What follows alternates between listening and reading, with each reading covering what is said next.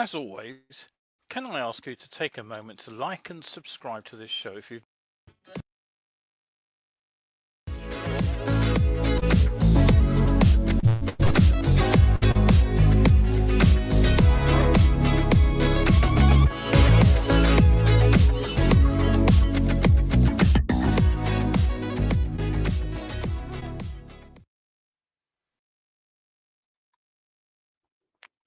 Right, got there in the end.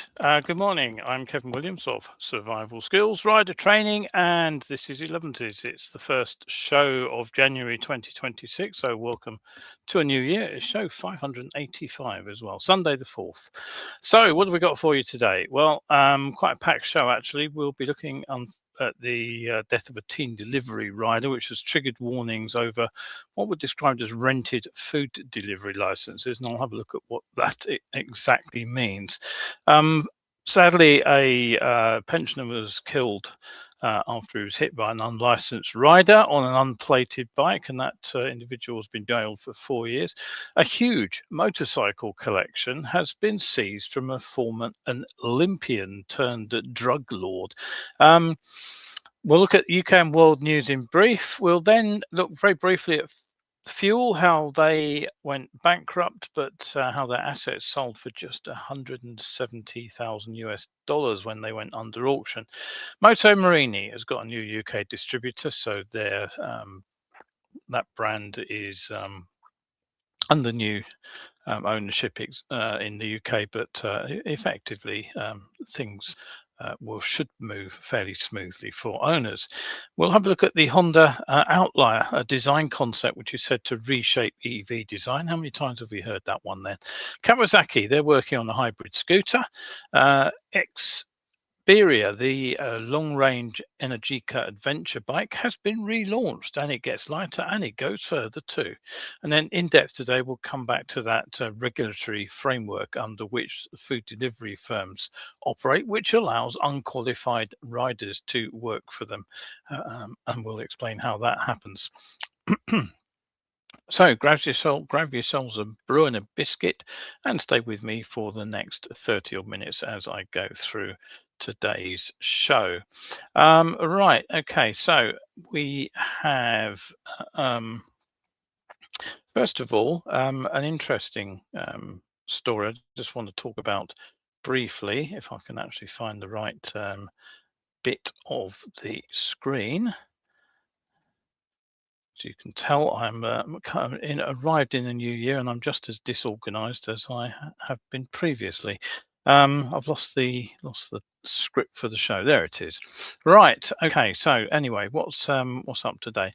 Well, the first thing I just want to talk about basically is to have a look at what we might expect from the new year. We've done the retrospective, that was at the end of last week's show.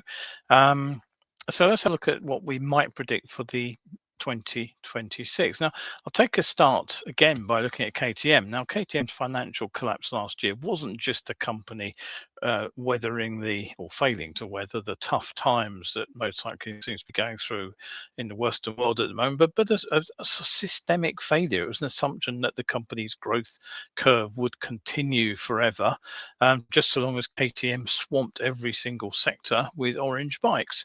Result, overproduction, unsold bikes, excess borrowing. Cash in, simply stop meeting cash out. Now, Bajaj's bailout wasn't about preserving the Austrian motorcycling heritage, but it's a sort of hard-nosed intervention because it's allowed Bajaj to assume control. This changes what KTM is and what it's likely to become. Now, Bajaj Auto is, by any measure, it's a vastly larger company than KTM has ever been, even at its peak.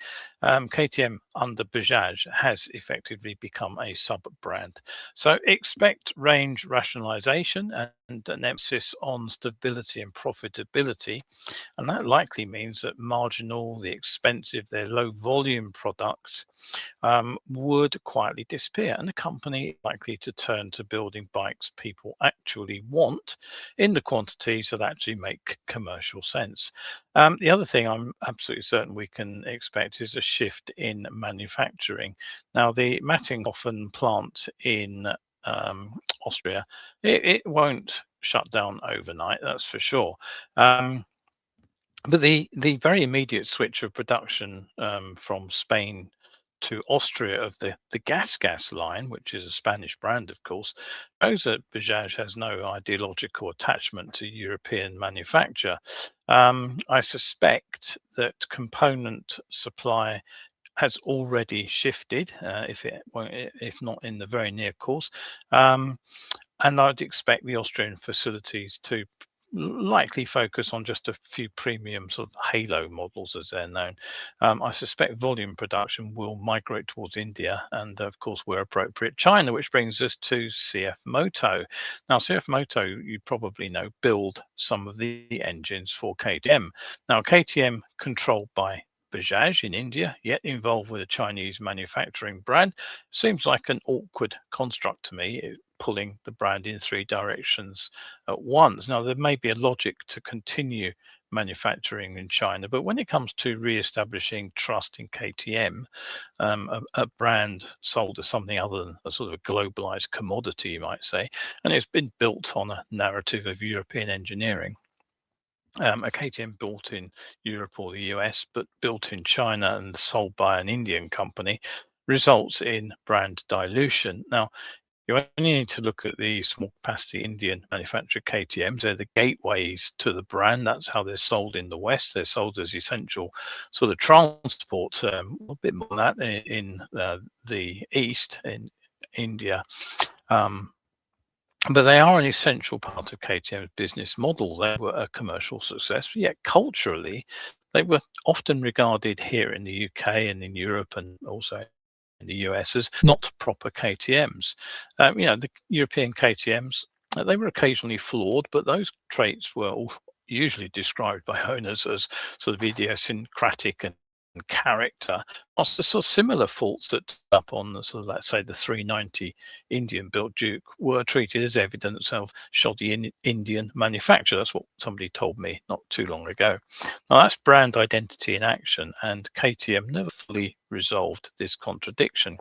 And so to my second point, really, one of the least controversial statements you can make about motorcycling in Western markets is also one of the least comfortable. The audience for bikes is aging. Now, manufacturers know this. And for years, their response has been to push up market, bigger engines, more power, more electronics, prices, all working on the assumption that the loyal riders would have deeper pockets as they aged and would simply continue trading up. And that worked right up until the moment it didn't. The pool of riders willing or able to buy these ever more expensive motorcycles started contracting. Now, older riders are physically more limited, and they are starting to seek smaller, lighter, more manageable, but still characterful bikes. And this is a niche that Royal Enfield were arguably the first to spot. Riders who own these machines say they offer a fun riding experience, and we might say that they're a kind of a last hurrah of engagement for riders who can no longer comfortably handle the sort of 1000cc plus bikes that they were riding a few years ago. But it is still a shrinking pool, and that means we have to attract younger riders into riding motorcycles. And that's not easy because licensing regimes have become much more complex and expensive. Disposable income everywhere is under pressure, and motorcycling is increasingly competing with other forms of mobility and leisure rather than simply replacing them. And that means the entry-level bikes, the gateway to any brand, they need to be affordable to serve as this entry point, and they need to be aspirational, but in a way that doesn't require a sort of wealth to justify ownership. And that brings me indirectly to electric motorcycles. Now, I would argue that the early electric motorbike industry answered a pair of questions, and they got the answers. Well, actually, they asked the wrong questions. It wasn't they got the wrong answers. They just simply asked the wrong questions. Now, at the one end, they attempted to prove that electric motorcycles could replace petrol-driven superbikes. And that particular narrative led to this sort of wave of high-powered, high-cost, low-volume machine.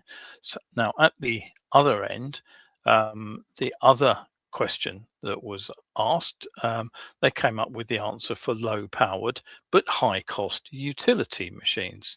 Now, both were aimed really at early adopters, the sort of buyers with the deep pockets who aren't too bothered about what it costs, just want to own one. And they had a high tolerance, of course, for both the price and the inconvenience of the charging infrastructure electric motorcycles need. Now, almost all of these projects are now gone, or maybe quietly pivoting away from building complete motorcycles. Damon is teetering. That last story I had, that their stock was now worth 1 cent and had been suspended. Arc collapsed again. Fuel died in debt. Verge appears to be repositioning itself away from building their premium price bikes as a technology and component supplier. Cake, they overreached with their hugely expensive utility bike, and they found the world didn't want it and they ran out of cash. These aren't isolated failures either. There are others I could dig up if I wanted to, but they're symptoms of these flawed assumptions. Now, the first assumption was about the pace of change in battery technology. Back in sort of 2020, we were talking about the magic 200-mile-per-hour top speed, 200-mile range, and 200-kilogram mass. That was touted as fully achievable. Now, even the high-end bikes at the stellar prices never even got close. It's not a formula that can be achieved with current technology.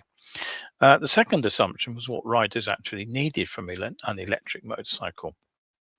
The electric equivalent of 150 plus mile per hour, 300-mile range motorcycle does sound impressive on paper, but the numbers are largely irrelevant.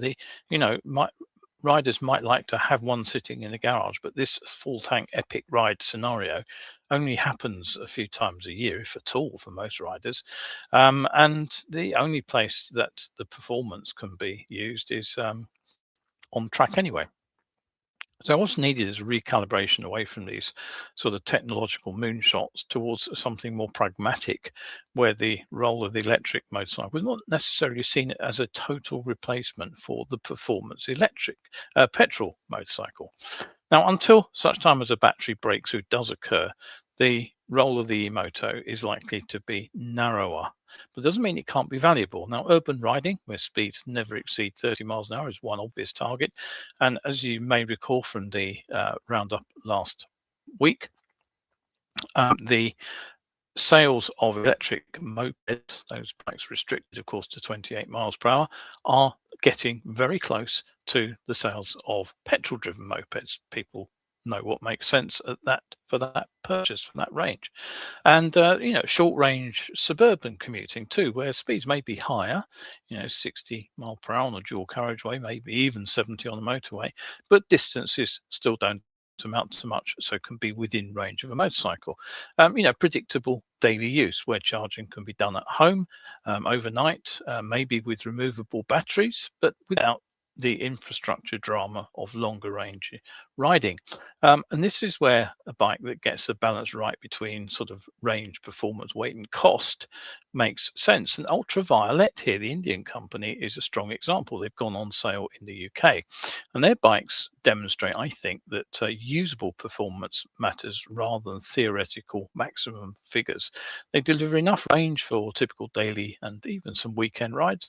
They accelerate in a way that feels lively in real-world conditions. They have manageable weight, all without demanding the same premium price as the similar performance of Zeros, for example.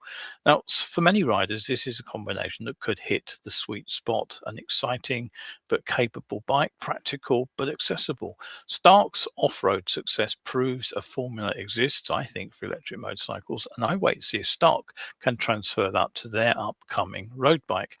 So I suspect 2026 won't recalibrate the expectation of sort of bikers, if you like. But what I do anticipate is that electric motorcycles will start the process of establishing themselves as practical everyday machines that coexist and rather than compete head on with the ICE, at least for the foreseeable future. And perhaps hybrids are an answer too, at least until we get to see new battery technology that offers longer range and less weight. Now, I've talked more and more about clickbait headlines, but it's not just the UK suffering from them. The story that appeared over the pond in the USA it's a classic. Final days until Harley-Davidson shuts all US dealerships in 24-hour blackout for second time in 1 week. What's going on? Well, the story explained. Harley-Davidson is set to close all 629 US dealerships in a 24-hour blackout in a matter of days. It will be the second round of planned mass closures in just a week. No, it's not Harley-Davidson reacting to the cold climate of bike sales. It was simply the company closing for the Christmas and New Year holidays. So hats off to the US Sun for that particular nonsense story. And thanks for Jonathan Klein over at Rider Part for spotting it. Right, now with a bit of luck, if I can get the image for the weather up, we can go on to talk about what's happening outside the window at the moment. Well, today's best summed up as beautifully blue skies and sunny, but very cold. There are frost and ice risks across much of the UK. The widespread sub-zero conditions are actually entrenched within an Arctic air mass, and it covers much of the UK. Snow showers possible in places, especially in the north and higher ground. Untreated roads, of course, will be slippery. Yellow and amber warnings for snow and ice remain in effect for many reasons, with hazardous travel conditions likely. So ride with extreme caution if you must, avoid if you can. Monday remains similar, cold with a mix of snow, sleet and rain in places. Persistent frost overnight means icy patches into the morning. Surface conditions will remain challenging. If you have to commute, stick to main roads that have been treated. Avoid shaded or rural routes if you possibly can. For Tuesday, the chilly wintry weather continues with a mix of sleet, snow and rain at times across the UK. Temperatures generally hovering close to zero or just above. And looking ahead from Wednesday to Saturday, the outlook remains the same. The high pressure remains in charge. It remains cold, occasional light snow or sleet showers, especially central, northern and elevated areas. Temperatures stay low, overnight frost persisting, and conditions remain pretty poor for riding. So be careful if you are out there on the bike. Excuse me. And so on with some news. Now, an inquest at the Bournemouth Coroner's Court heard that Leo Machado died in April 2023 after the 17-year-old lost control of a 599cc Yamaha sports motorcycle and crashed into railings. Now, he was delivering for Uber Eats at the time, and police officers had attempted to stop him whilst he was waiting right for crash. Police denied they were in active pursuit, but the coroner noted that Mr. Machado made off at what was described as excessive speed, and the inquest concluded he died from traumatic head and neck injuries. The court heard that he was riding a motorcycle for which he was not legally licensed. Being a 600, it needs a full category A license, and he must be at least 21 years old to do that. And of course, he didn't hold one. Now, he was also working using what was described as a rented Uber Eats account, despite being under that platform's minimum age requirements. The coroner, Brendan Allen, he said the most troubling aspect of this was not the police decision, but the lack of oversight surrounding who is actually working under delivery platform accounts. Now, I'll be coming back to this story at the end of the show in the in-depth section, because it does explain the legal loophole that allows riders to subcontract their delivery accounts to unlicensed riders. Now, in other news, sadly, a blood biker has died in a crash in Wales. He's the second blood biker to die in recent days, unfortunately. What happened? Well, I've lost the story. Here it is again. Now, emergency services were called to the scene of a crash on the A489 near the village of Llandochroeg. I think I've pronounced that vaguely correctly.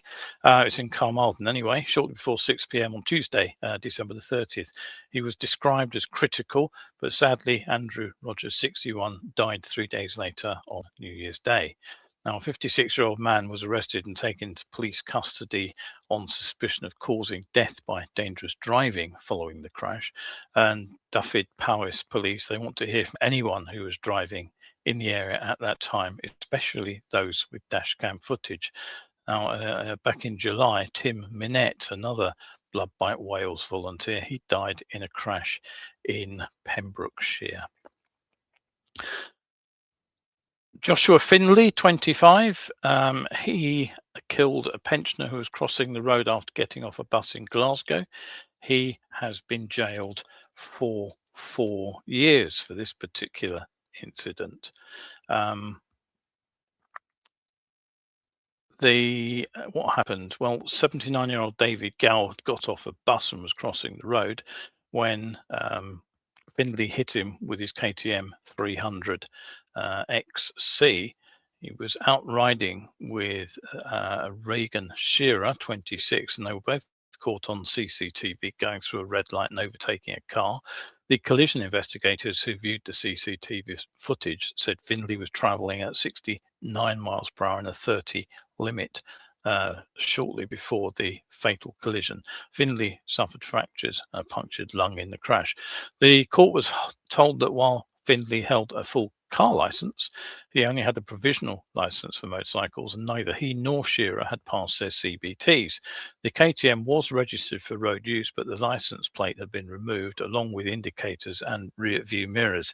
Finley pleaded guilty to causing death by dangerous driving, and as well as the jail sentence, he was banned from driving for 8 years, and he'll have to pass an extended test before he regains his license.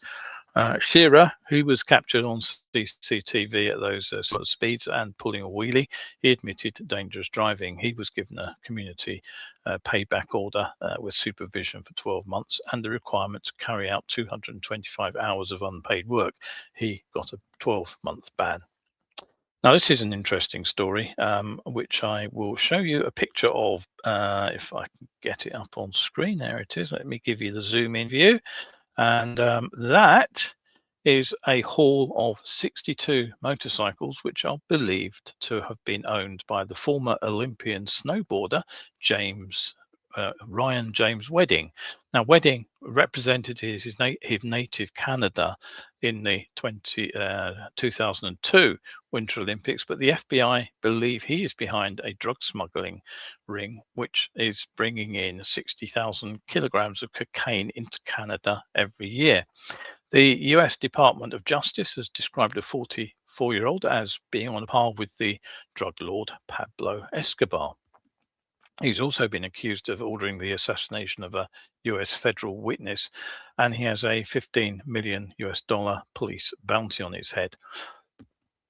And he's believed to be hiding in Mexico under the protection of a Sinaloa cartel with which he's been operating. Pam Bondi, the US Attorney General, she said, will not rest until his name is taken off the FBI's top 10 most wanted list and his narco trafficking organization lies dismantled. Now, the photographs, which were released by the FBI's Los Angeles division, show dozens of motorcycles here, including what appear to be a number of MotoGP bikes ridden by the likes of Rossi and Lorenzo. If you look in that corner down there, you'll see the 99 plate of which was Lorenzo's. And up there are a row of 46s, which appear to be Valentino Rossi's bikes, so likewise the two next to it as well. Also seized in this raid were Olympic medals and artwork, and he is known to be a motorcycle enthusiast. Right, I'll just maximize that. I don't need maximizing that. I actually want to go back to the opening video and just have a quick break to sip my tea if I can get this all organized. As always, can I ask you to take a moment to like and subscribe to this show if you've not already done so? Every click helps other motorcyclists discover my content, or simply share the word the old-fashioned way by telling your riding buddies about Elevenses they can watch on catch-up. Remember, my latest riding skills articles are always free, and you can get all the links delivered weekly to your email inbox subscribing to my newsletter at survivalskills.substack.com. Or you can use this QR code to jump straight to it, when the show's over of course. No spam, and if you don't like the content, unsubscribe at any time. Right, okay, so we have some people looked in this morning. We got Kevin, he said the alert froze the channel and says good morning. Sue also says good morning, as does Nick. Sue says she laughed out loud at the Harley shutdown report. Yeah, it's a bit of a cracker, isn't it? And Kevin says bike tucked up and has been since New Year's Day. Not a fan of salt and ice, neither am I. Yeah, absolutely good reason to stay at home. Right, okay, so let's have a look at some UK and world news in brief. We have a story. This is a cracker as well, actually, if you're interested in. Where's my? Oh, God, I've lost my graphics. I'll just get those going again. Right,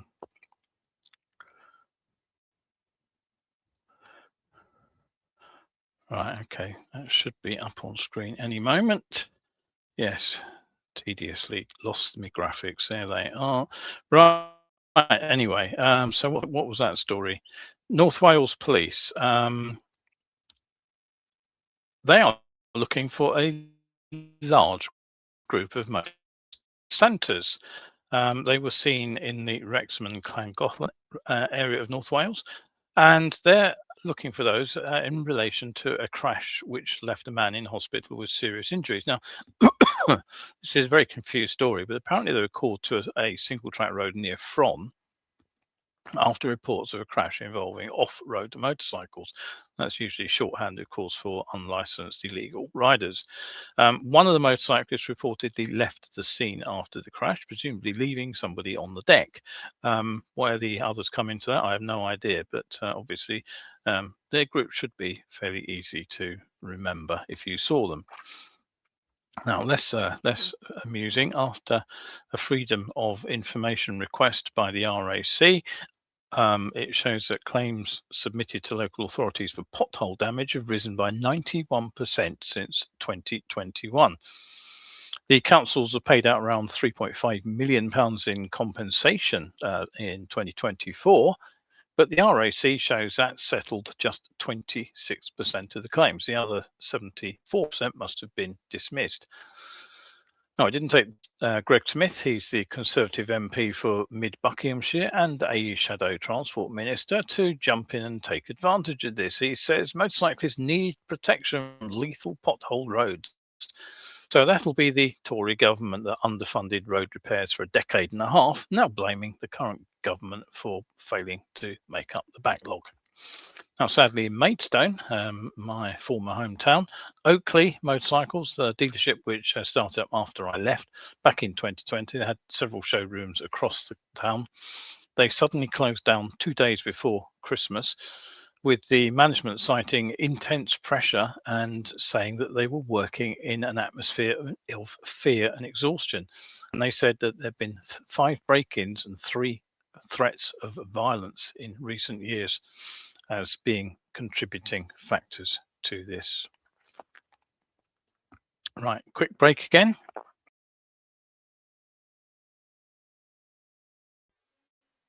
If you enjoy these shows, why not become a member of my Coffee pages?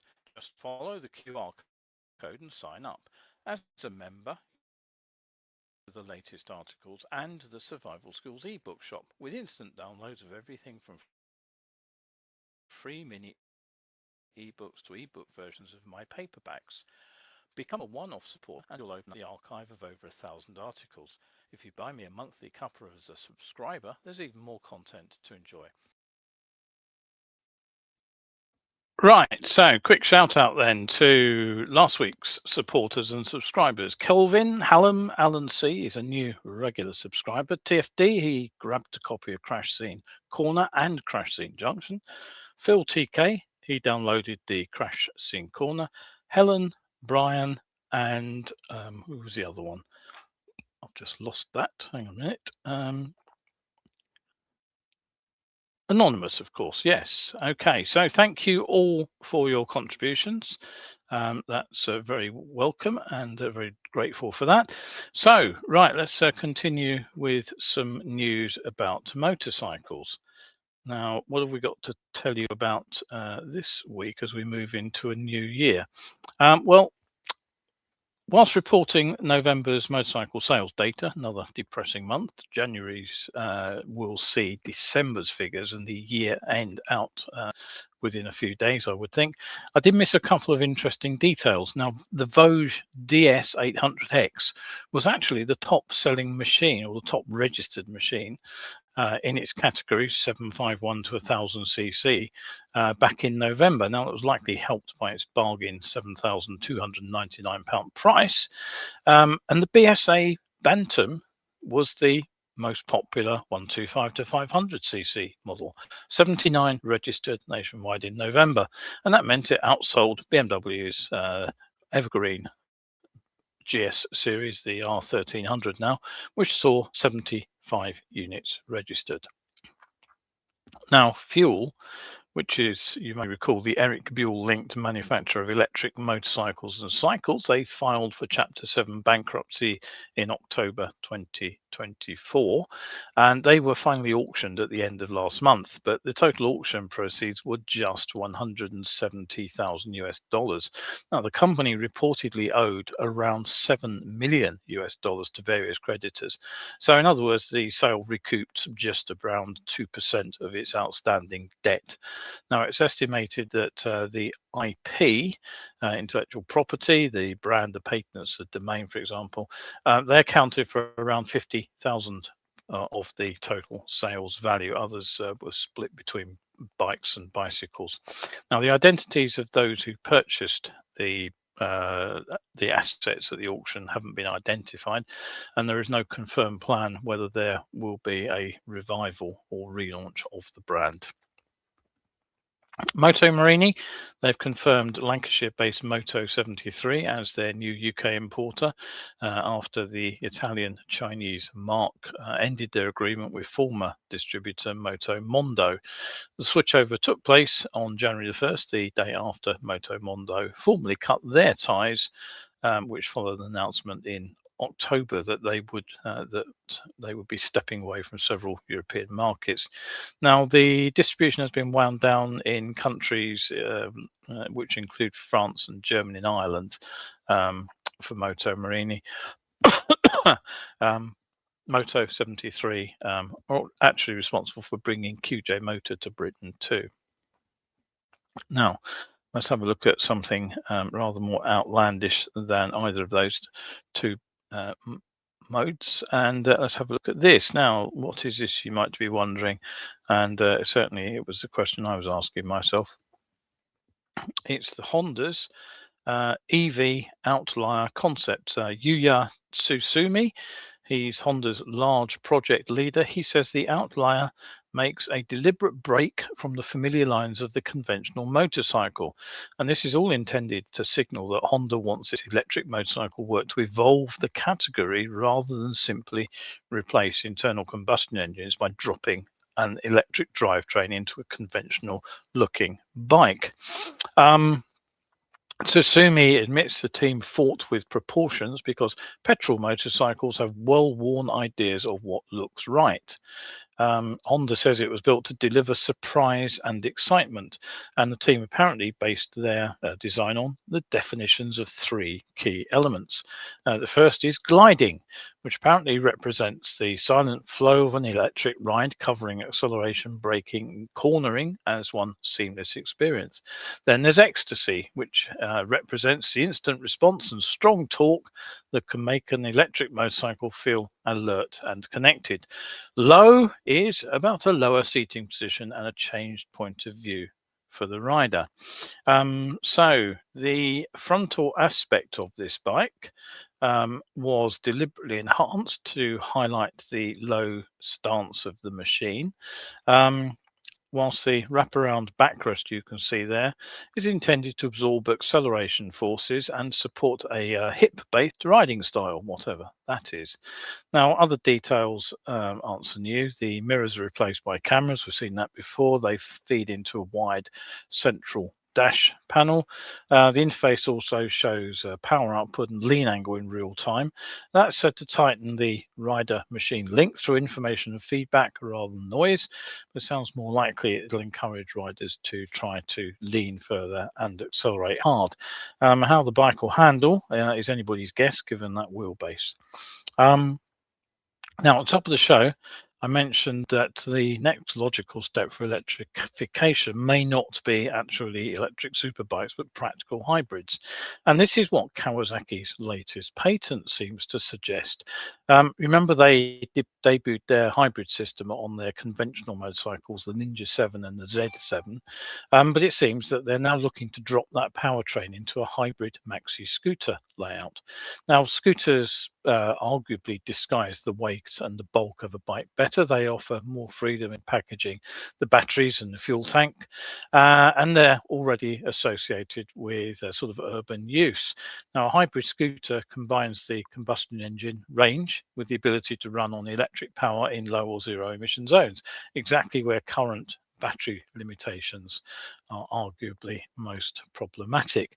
Now, the patent shows the sort of 451 parallel twin hybrid drive chain, the same electric motor mounted above the gearbox, the same automated manual transmission, and it said that power output remains at 68.5 with combined electric and petrol, which is actually considerably ahead of the Honda's XADV and the Yamaha T-Max, and it gives you pure EV mode for short urban trips. Now, crucially, the battery gets dropped under the seat, but in a way that preserves some under-seat storage. A finned casing is said to deliver better power delivery because it cools more effectively, so the sort of power boost can be used for longer.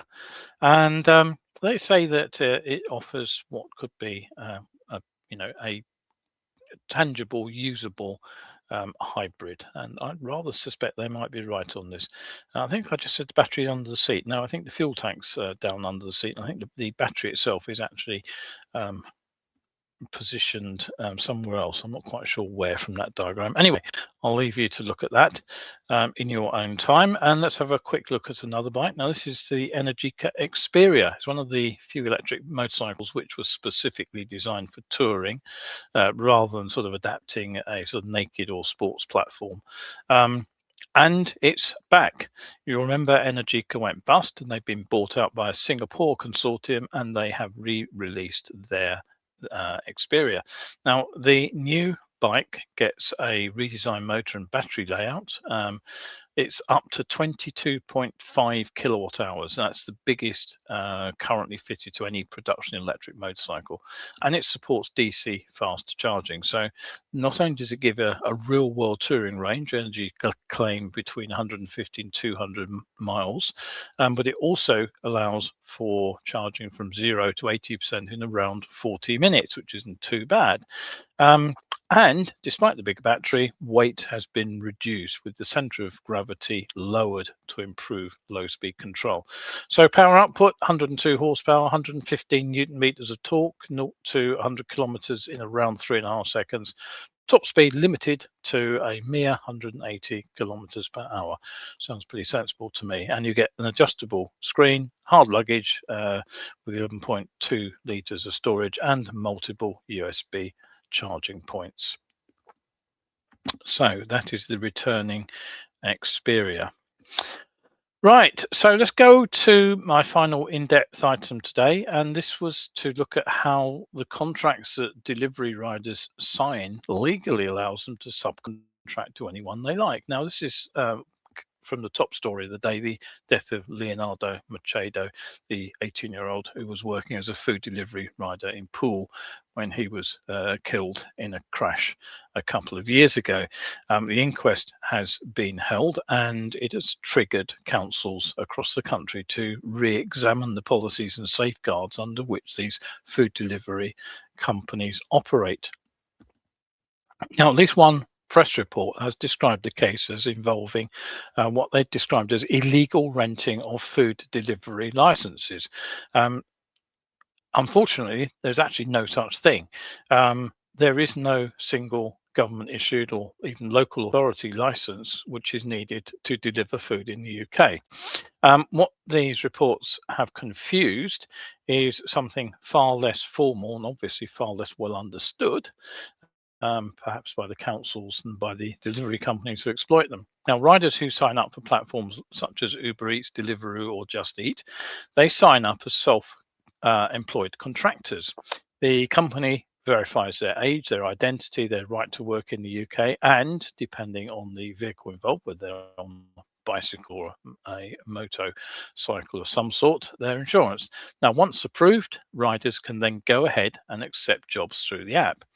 Now, this distinction matters because it explains how this tragedy occurred and why councils say they have almost no regulatory leverage to stop a 17-year-old riding a 600cc bike, both below the age for the app and for the motorcycle. Now, so concerned was the coroner in Poole that he issued a prevention of future deaths report, which is a specific document which they can issue when they feel that the lessons learned from the inquest are strong enough, and he cited significant national concern about the way delivery work is regulated. Now, in response to this, local councils have started to investigate, and Norfolk District Council, along with a number of others, they all pointed out that they themselves have limited powers over food delivery riders. Council spokesman explained the core problem as this: unlike Uber Rides, that's the taxi on demand setup, which needs to be provided by a licensed private hire operative. Uber Eats riders are not required to hold a private hire driver license or to be licensed under a private hire operator agreement. The business creating the food for delivery app must be licensed by the local authority, but the driver themselves only needs a valid driving license, insurance, and that right to work. In other words, the councils can regulate the restaurant which uses the app to shift their food, but not the person transporting that food. And the gap is what allows the practice misleadingly described as license rental to exist. Delivery riders are classified as self-employed by these delivery platforms. To reinforce that status, many platforms allow approved riders to nominate a substitute to complete deliveries on their behalf. This is to get around the problem of working for one app and whether you're actually a subcontractor or an employee. Anyway, so that sounds sort of benign enough, but in practice it's enabled this grey market in account sharing.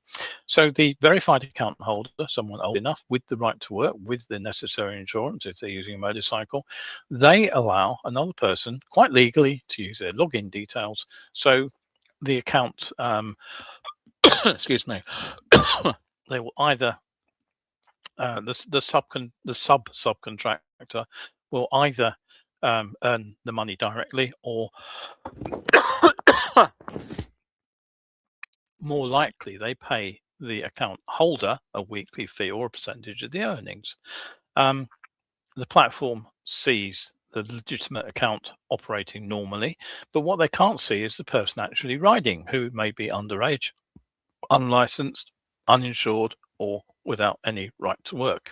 So that's the loophole, and it highlights this disconnect between what the recent Home Office enforcement has done, which is to check the delivery riders as they're actually out on the job, and the 171 people were arrested in a recent crackdown, 60 detained for removal from the UK. And the Home Office believes that it's these delivery accounts being shared with the migrants who have no legal right to work. But because of this loophole that allows them to subcontract, these illegals are able to work.